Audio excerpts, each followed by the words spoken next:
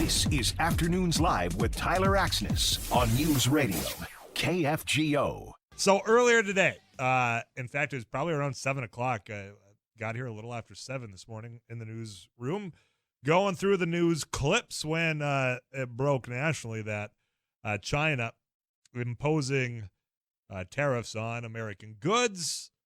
I think it was $75 billion, including soybeans, including some other products as well. The date being September 1st and December 15th. Why do I bring those up?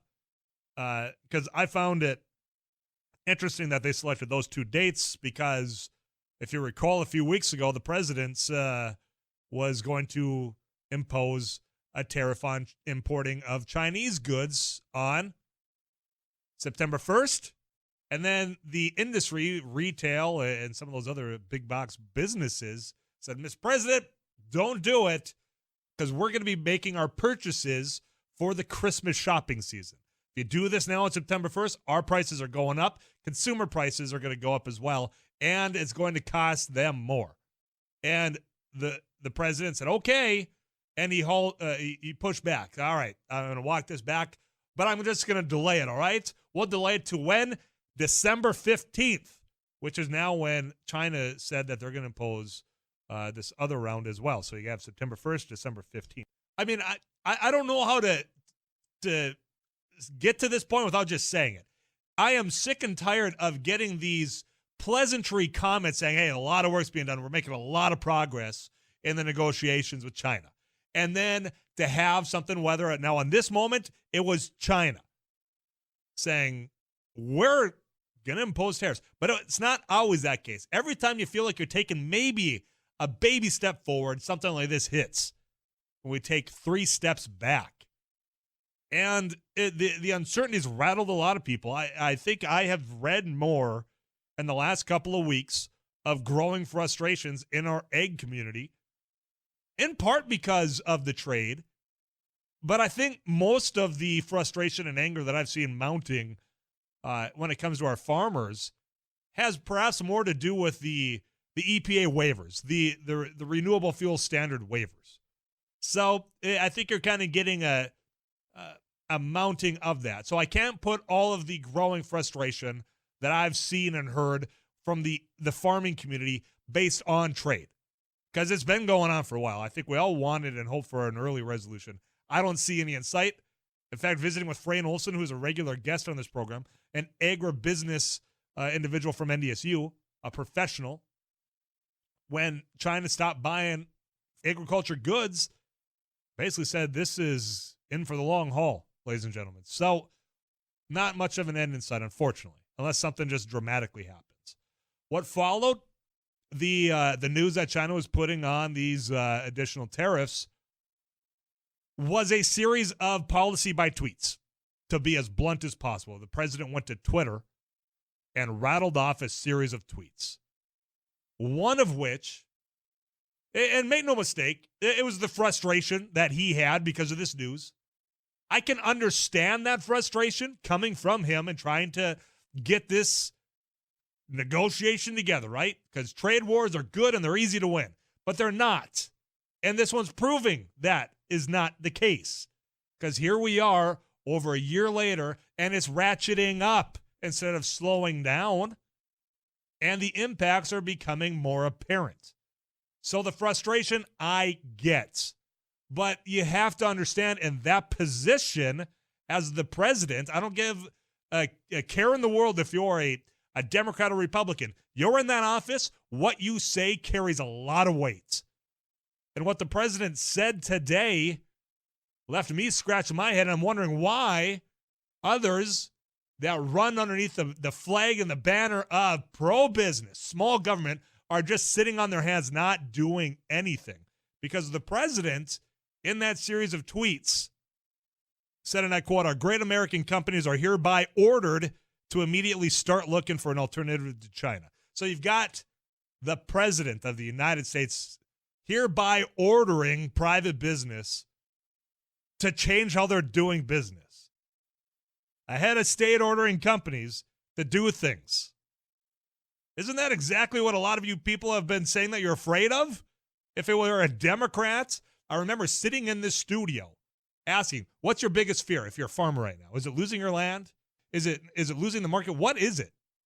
And a number of people said, you know what? My biggest fear is a Democrat gets elected and then they try to do socialism. And that's exactly what this is an attempt to do by this president. Now, granted, let me preface all this with the fact that he said that carries about as much weight as Michael Scott going into the office and declaring bankruptcy out loud. It doesn't have a lot of weight to it. But with that being said, you continue to just let him say and do things without any pushback, and I don't understand why. Is it afraid of the pushback you're going to get? Sonny Perdue came to Minnesota and had a quick joke like farmers are a bunch of whiners. I'm paraphrasing, not exactly how he said it. It was a joke, but yeah, I get it. You don't want to be called that. But still, being forcefully outspoken from the retail industry worked for them. I think we need to start seeing that a little bit more from our egg producers as well. And for those egg commodity groups that I think are expected to mobilize and vocalize on their members' behalf. But when it comes to business and seeing stuff like this, where's Americans for Prosperity? Their political action committee, all under the banner of pro-business, get government out of the way. The Club for Growth, another one. The Chamber of Commerce. Where are you guys in this sort of thing? Are you just going to give it a pass? Because I know a number of those same people were outraged at just the simple message that a tan suit meant when Barack Obama was president. How dare he? What kind of message does that send from the president's office? He's wearing a tan suit. We're going to have a lot more to get into on this because the market's closing nearly 600 down in just a few short minutes. We'll get you an update on that. But this is just one of those very unusual days as far as what's been said, what's been done, and then the silence that's followed from it from those that have been self-proclaimed stewards of small government pro-business policies. This is Afternoons Live with Tyler Axness on News Radio, KFGO. I was talking about the situation playing out right now. Dow, what are we at right now? What's the stock down, Eric? You've got it pulled up back there. I do. We are 669 right now. 669. I think it closes in 7 minutes, right? I believe so. I get the Eastern time zone, but I want to say it's 4 Eastern, 3 our time. Okay, is when it yes, closes. It is an hour different out there. We'll work that out together. And look, I know that I've come in this studio plenty of times, and I've said it more than once. Which, geez, I think we pay too much attention to the stock market. I think, if anything, over the last few months, it's shown how volatile it can be when you have good news on a Thursday, and boy, it shoots up 600 points, and then Friday you get a little bad news and it drops down 800 points.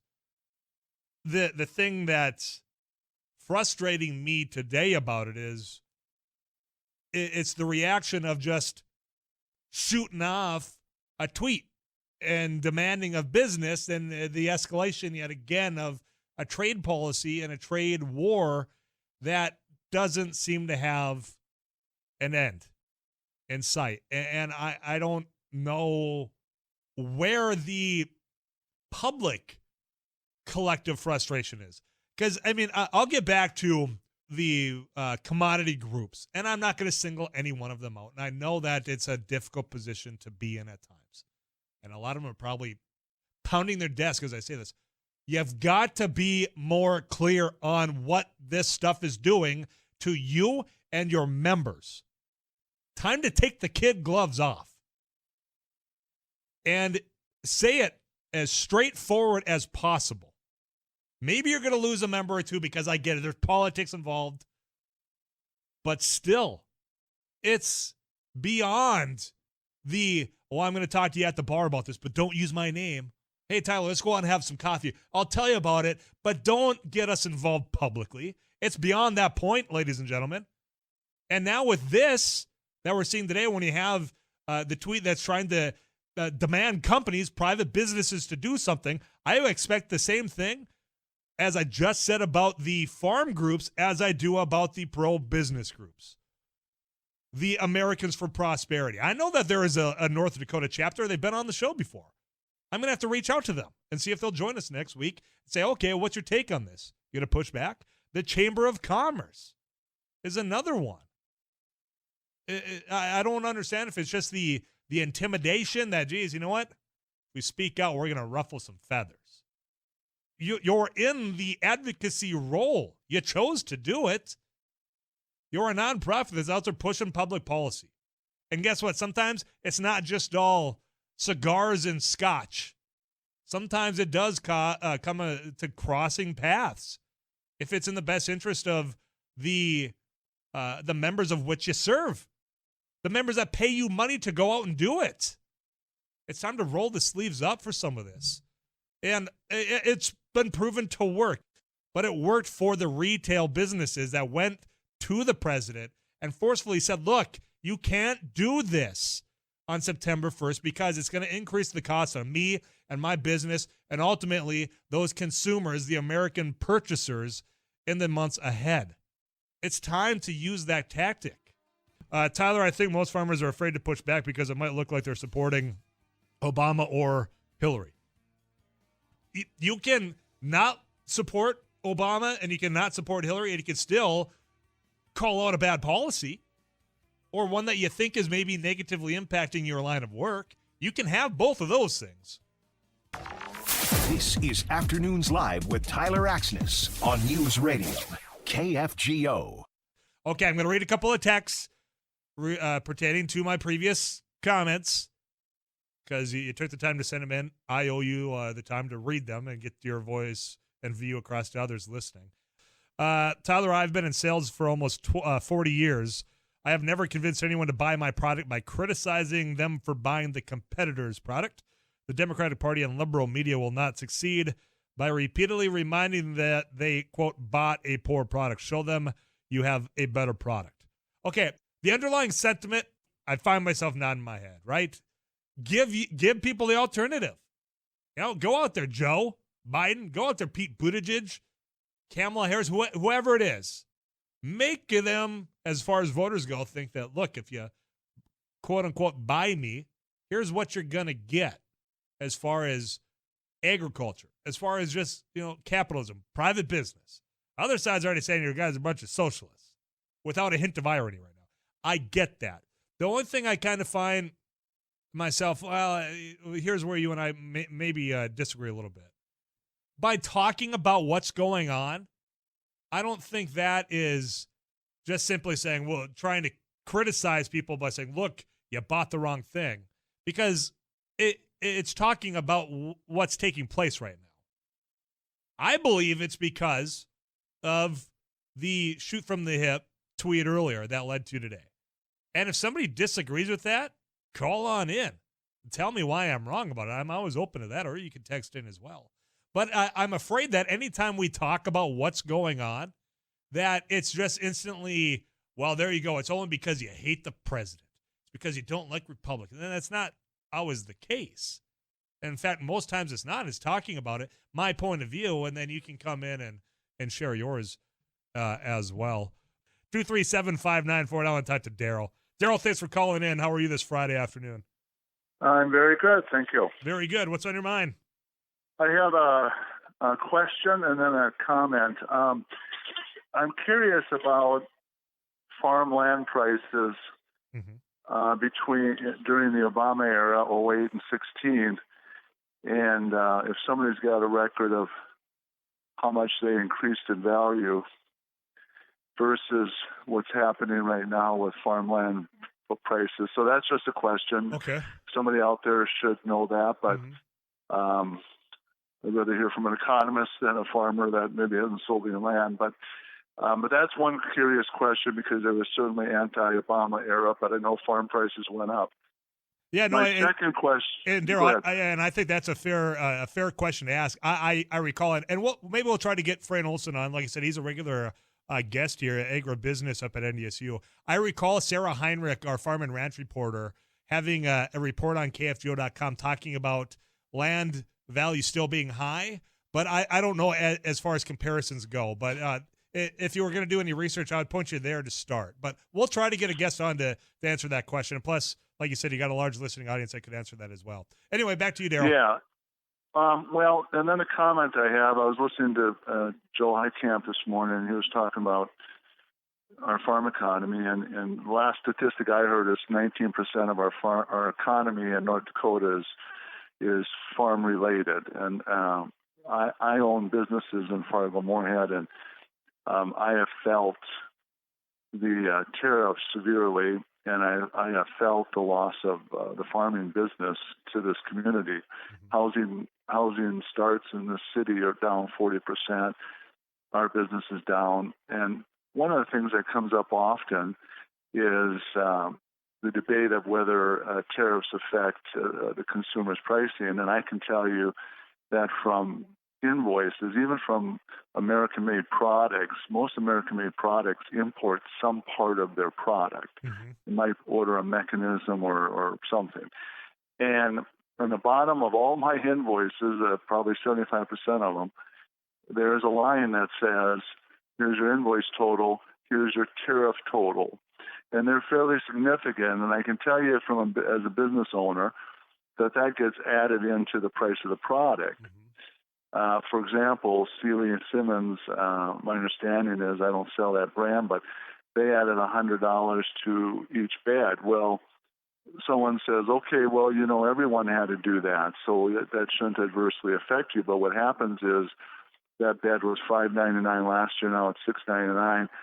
You come in, generally people buying a new bed or a new sofa or a new whatever, can make the decision to forego that buying decision this year because it's a little more money than they wanted to spend. So it affects all of the furniture stores, all the jewelry dealers, and so on. So the tariff is absolutely positively added on to consumer pricing. And if you look at the state of North Dakota and you take oil out, their sales tax collection, I don't know how far it's gone back now, but the last many months has decreased, which is very rare for North Dakota to have a decrease in sales tax collection. That tells you that our economy is not clicking the way they think it is.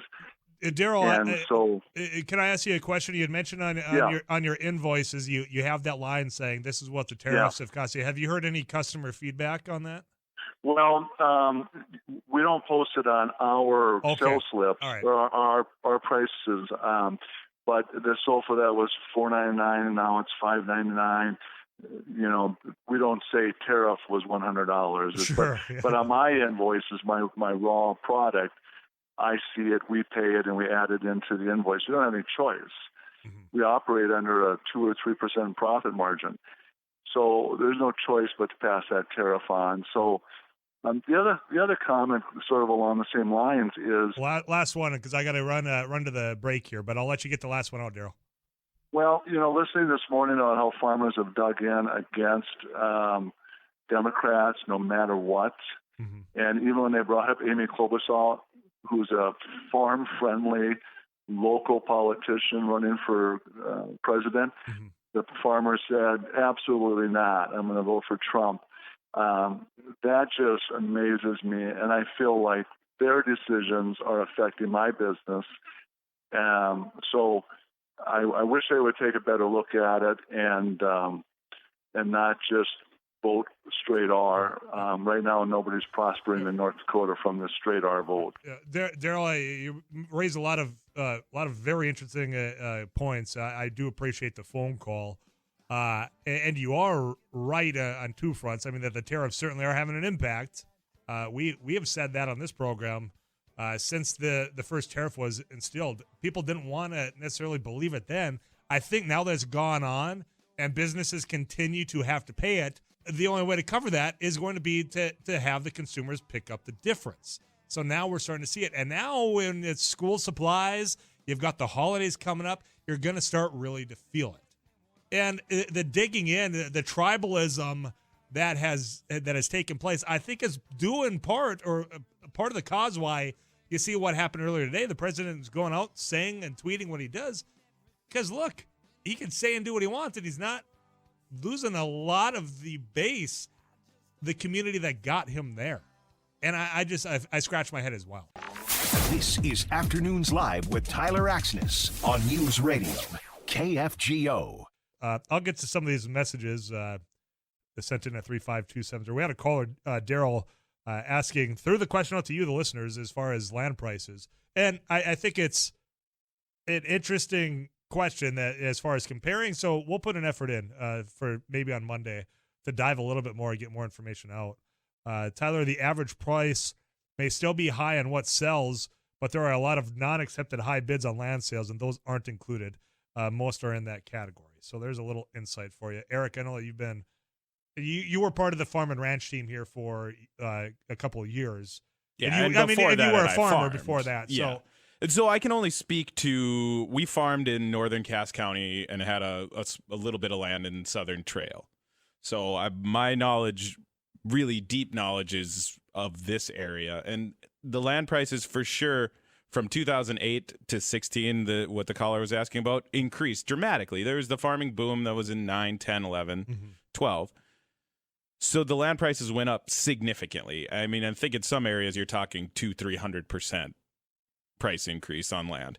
It peaked, came down a little bit, and now has leveled off from what I understand. If I had to guess numbers, it varies so much because farmland is very conditional. What are the yield reportings over the years? What kind of land is it? Has it have trained tile? How recently has it been ditched? How close is it to a local elevator, to pavement, to ground? There's a lot of factors that determine land price, but it certainly did increase. But it should be noted that it has also not fallen off during the Trump administration. It has stayed. Like you said, we just had a report from Sarah that the land prices are staying higher than maybe even some people expected them to, given the current farm economy. Yeah, and there's so many different variables, and me not having the background in it, but that's why I think we should get like somebody from the agribusiness. Yeah, I think that's absolutely doable. I bought a little bit of land in 2012 when I was still farming, so I know what I paid for it. We sold some land when we got out of farming. I know what we sold it for. And you're renting right now? Yes, yeah. I rented to actually a guy that was a year older than me in school and is continuing his family farm. So it was important to me to keep it in the local community, right? So I could maybe have gotten a little bit more cash rent income. I think there's probably a lot of mentality like that, though, as far as I want to keep it local. So people that are renting out might look. I know I could go and sell or rent over here for a bigger price, but look, I know you're trying to get your feet under you here in this community, wherever you are listening to me. So, and I applaud that. Yeah. No, it was absolutely part of my decision-making process. Is I wanted a local farmer, somebody that I knew, who I had confidence was going to farm it for a long time, to get that land. And I was willing to take a somewhat lower cash rent price to achieve that. So, well, thanks for adding some of the insight for me and our caller, and adding to the text that came in. Tyler, you do hate the president, don't you? You are great at criticizing the administration and president at this time. How about giving him any credit for all the great things he has done? Low unemployment, pay increases for all these workers, and tremendous increases in their 401k retirement programs. The president is taking a stand, not like you liberals and left-leaning politicians. So, did you give any credit when the trend started when Barack Obama was still president? 401ks, that stock has definitely been booming. I'll give you that. But now that it's taking a dive, is it the president's fault that it's taking a dive? You got to give the credit and the fault at the same time. I have given credit for some of the things he has done. There were some administrative things when it came to agriculture during the previous administration under Barack Obama that I thought was stupid. And then I'd said Donald Trump was right to switch over the waters of the United States, for example. When the credit's been there, I'll do it. But the shooting from the hip, doing a tweet and causing that same stock market you're trying to give him credit for from dipping 700 almost points, we got to have that discussion as well.